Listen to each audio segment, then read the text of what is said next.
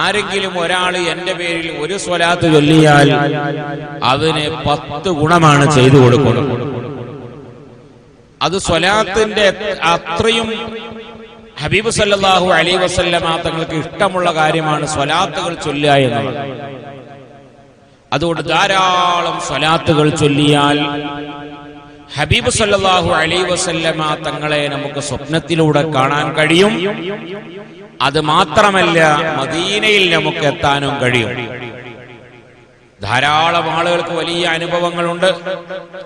മദീനയിൽ എത്താൻ പണങ്ങളില്ലാതെ ഒരു വഴികളുമില്ലാത്ത ഒരാള് ലക്ഷക്കണക്കിന് സ്വലാത്തുകൾ ചൊല്ലിയപ്പോൾ അവർക്ക് മദീനയിലേക്ക് എത്തിപ്പെടാൻ കഴിയുന്നു.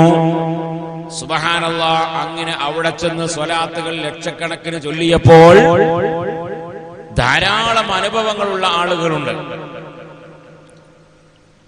ഇന്തോനേഷ്യയിലുള്ള ഒരു സഹോദരി ഹജ്ജിന് വേണ്ടി വന്നപ്പോൾ വളരെ വാർദ്ധക്യമെത്തിയ ഉമ്മ, ആ ഉമ്മയുടെ 2 കണ്ണിന്റെ കാഴ്ചയും നഷ്ടപ്പെട്ട ഉമ്മ, ആ ഉമ്മ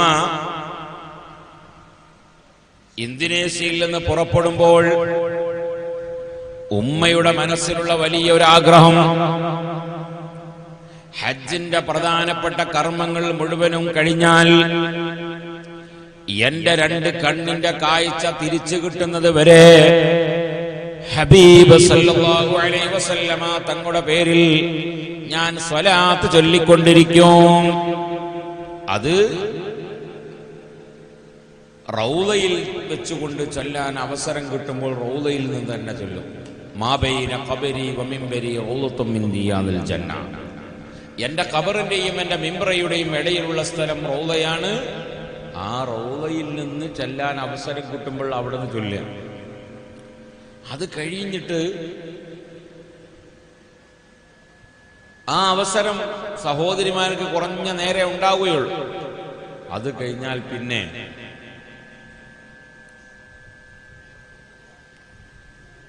പച്ചക്കുപ്പ കണ്ടിരുന്ന് ഇങ്ങനെ ഉമ്മ സ്വലാത്തില്ലാൻ വേണ്ടി തുടങ്ങി. അങ്ങനെ സ്വലാത്ത് ചൊല്ലിയപ്പോ ഈ ഫാനൊക്കെയാണ് സ്വലാത്ത് ധാരാളം അങ്ങനെ ചൊല്ലിയപ്പോ സുബ്ഹാനല്ലാഹ്, ഈ ഉമ്മയുടെ 2 കണ്ണിന്റെ കാഴ്ചയും തിരിച്ചു കിട്ടുകയാണ്. കോടിക്കണക്കിന് സ്വലാത്തില്ലേ. അപ്പൊ സ്വലാത്ത് എല്ലാത്തിനും വലിയ മാർഗമാണ്. നമ്മൾ സ്വലാത്തില്ല എന്ന് പറഞ്ഞാല് 3 സ്വലാത്ത് നമ്മൾ ചൊല്ലാം. മഴത് കഴിഞ്ഞ് മൗലിയ ബി ഫദ്ലി എന്ന് പറയുമ്പോൾ സല്ലല്ലാഹു അലാ മുഹമ്മദ് സല്ലല്ലാഹു അലൈഹി വസല്ലം, സല്ലല്ലാഹു അലാ മുഹമ്മദ് സല്ലല്ലാഹു അലൈഹി വസല്ലം, മൂന്നാമത് അല്ലാഹുമ്മ സ്വല്ലി അലാ മുഹമ്മദ് യാ റബ്ബി സ്വല്ലി. അതോട് കഴിഞ്ഞു. 3 ചൊല്ലിയിട്ടില്ലെങ്കിലോ, 3 ചൊല്ലിയിട്ട് നിർത്തുന്നില്ലെങ്കിൽ നിങ്ങൾ ഒരു 9 വരെ വെയിറ്റ് ചെയ്യും അല്ലേ? 9 വരെ നിർത്തുന്നില്ലെങ്കിലോ പിന്നെ ഇവിടെ നിന്നപ്പോ 4654 ചെല്ലേണ്ടി വരും. അതുകൊണ്ട് മെല്ലെ പോകലാണ് നമുക്ക് ഖൈറ്. നിങ്ങൾക്ക് ഫോൺ അപ്പൊ വരും, അങ്ങനെ പോകും. അപ്പൊ സ്വലാത്ത് ചൊല്ലാൻ ഏത് കർമ്മമാണെങ്കിലും ആ കർമ്മത്തിന്റെ പൂർത്തീകരണത്തിന് നിയ്യത്ത് അനിവാര്യമാണ്. നിയ്യത്തില്ലാത്ത ഒരു കാര്യം പറ്റൂലല്ലോ. നിസ്കരിക്കാൻ നിയ്യത്ത് വെക്കണം, ഒതുണ്ടാക്കണമെങ്കിൽ നിയ്യത്ത് വെക്കണം, എല്ലാത്തിനും നിയ്യത്ത് വെക്കണം. പക്ഷെ സ്വലാത്തിന് നിയ്യത്ത് വെക്കേണ്ട ആവശ്യമില്ല. സ്വലാത്ത് അങ്ങനെ ചൊല്ലാം. കടന്നുറങ്ങുമ്പോ ഒരാൾ സല്ലല്ലാഹു അലാ മുഹമ്മദ് എന്ന് ചൊല്ലി പിന്നെ ഉറങ്ങി, ഒരു കുഴപ്പമില്ല. ബാക്കി സല്ലല്ലാഹു അലൈഹി വസല്ലം എന്ന് ചൊല്ലാൻ എന്തെയില്ല, അപ്പൊ ഇതിനെ ഉറങ്ങിപ്പോയിക്കണ്.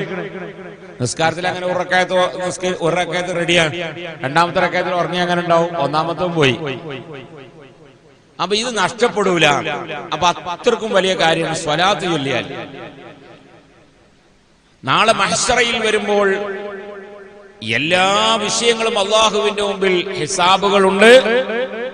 ഗീബത്തുകളും നമീമത്തുകളും നമ്മൾ പറഞ്ഞതുണ്ട്. അത് മുഴുവനും മഹ്ശറയിൽ വരുമ്പോ നമ്മൾ ഓരോരുത്തർക്കും ഇങ്ങനെ വീതിച്ചു കൊടുക്കും. നമ്മള് ളുഹർ നിസ്കരിച്ചത്, കുഞ്ഞുവാപ്പൂനെ പറ്റി ഗീബത്ത് പറഞ്ഞെന്നാ പിടിച്ച എനിക്ക് ഇന്നത്തെ ളുഹർ. സുബൈക്കോ മറ്റാനെ പറ്റി നമീമത്ത് പറഞ്ഞെന്നാ സുബൈ വള്ളിക്കത്തെ മൂലർക്കായിക്കോട്ടെ. അങ്ങനെ വള്ളിക്കത്തെ മൂലർക്ക് കിട്ടും കുറച്ച് സലാം. അങ്ങനെ സുബൈ കൊടുത്ത് മഗ്രിബ് വേറെ ആക്കി കൊടുത്ത്, ളുഹർ വേറെ ആക്കി കൊടുത്ത്, അസർ കൊടുത്ത്, മഗ്രിബ് കൊടുത്ത്, ഇശാ കൊടുത്ത്, എല്ലാം കൊടുത്ത്. പിന്നെ എവിടെങ്കിലൊക്കെ സംഭാവന കൊടുത്തിട്ടുണ്ടെങ്കിൽ അതും കൊടുത്ത്, നോമ്പ് വെച്ചത് അതും കൊടുത്ത്, എല്ലാം കൊടുത്തിട്ട് അവസാനം വരുമ്പോൾ മുഫ്ലിസ് എന്ന് പറയുന്ന ഒരു പദം വരുന്നുണ്ട്. മുഫ്ലിസ് എന്ന് പറഞ്ഞാൽ ആ പദത്തിന്റെ അർത്ഥം തുലഞ്ഞവൻ എന്നാണ്. എന്നാൽ നാളെ മഹ്ശറയിൽ വരുമ്പോൾ ഹബീബ് സല്ലല്ലാഹു അലൈഹി വസല്ലമ തങ്ങളോട് ചോദിച്ചു, മുത്തുനബിയെ, മഹ്ശറയിൽ വരുമ്പോൾ ആരാണ് മുഫ്ലിസ്, ആരാണ് തുലഞ്ഞവൻ? അപ്പൊ അവിടുന്ന് മറുപടി പറഞ്ഞു കൊടുത്തത്, മഹ്ശറയിൽ വരുമ്പോ ഗീബത്തും നമീമത്തുകളൊക്കെ പറഞ്ഞിട്ട് തന്റെ അമലുകൾ മുഴുവനും മറ്റുള്ള ആളുകൾക്ക് വീതിച്ചു കൊടുത്തിട്ട് സ്വന്തമായി സ്വർഗത്തിലേക്ക് കടക്കാൻ ഒന്നുമില്ലാത്തൊരവസ്ഥ വരുന്നുണ്ട്. ഓനാണ് നാളെ മഹ്ശറയിൽ മുഫ്ലിസ്, തുലഞ്ഞവൻ. എന്നാൽ അവിടെയും വീതിച്ചു കൊടുക്കാത്ത ഒന്ന് ആരാണ്? സ്വലാത്താണ്. സ്വലാത്ത് കൊടുക്കൂല. 10 പൈസ പൈസ കൊടുത്തത്, 100 രൂപ കൊടുത്തത്, നിസ്കരിച്ചത്, നോൽമ്പൊക്കെ കൊടുക്കും. പക്ഷേ സ്വലാത്ത് ചൊല്ലിയത് കൊടുക്കൂല. കാരണം മൻ സ്വല്ല അലയ്യ സ്വലാത്തൻ വാഹിദ, എന്റെ മേലിൽ നിങ്ങളടുത്തൊരു പൊട്ടാച്ചി ബോക്സും ഉണ്ട്, ഒരു മൈക്കുണ്ട്. ഞാൻ ഇപ്പം ഓർത്തു നിങ്ങളെ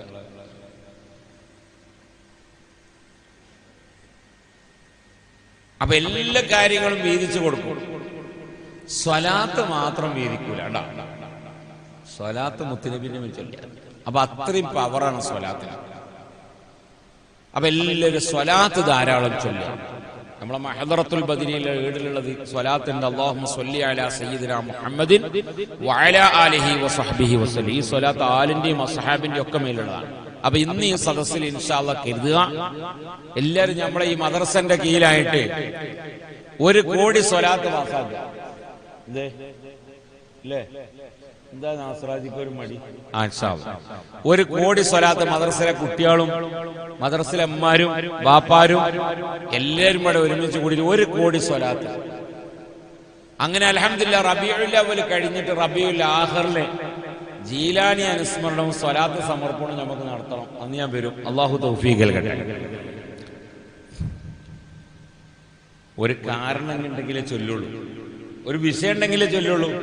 തസ്ബീമാല കയ്യിലുണ്ടെങ്കിലേ ചൊല്ലുള്ളൂ, ഇല്ലെങ്കിൽ ചൊല്ലൂല. ഇല്ലെങ്കിൽ കൗണ്ടർ കയ്യിലുണ്ടെങ്കിലേ എന്തേ ഉള്ളൂ, ചൊല്ലുള്ളൂ. അപ്പൊ ചെല്ലാൻ ഒരു കാരണമാണ് അത്, അല്ലാതെ അങ്ങനെ എണ്ണം പിടിച്ചോളൊന്നുമില്ല പതി. അപ്പൊ 1 കോടി സ്വലാത്ത് നമ്മളെ മദർസന്റെ കീഴിലായിട്ട് അൽഹംദുലില്ലാഹ് ചൊല്ലാം. എന്നിട്ട് നമ്മൾ ഈ മദർസക്ക് അൽഹംദുലില്ലാഹ് സംഭാവന തന്ന ആളുകളുണ്ട്. ഈ മദർസ അൽഹംദുലില്ലാഹ് സ്ഥലം തന്നവരുണ്ട്. ഇതിപ്പോ നല്ല മനോഹരമായ കെട്ടിടാക്കിയിട്ടുണ്ട് അൽഹംദുലില്ലാഹ്.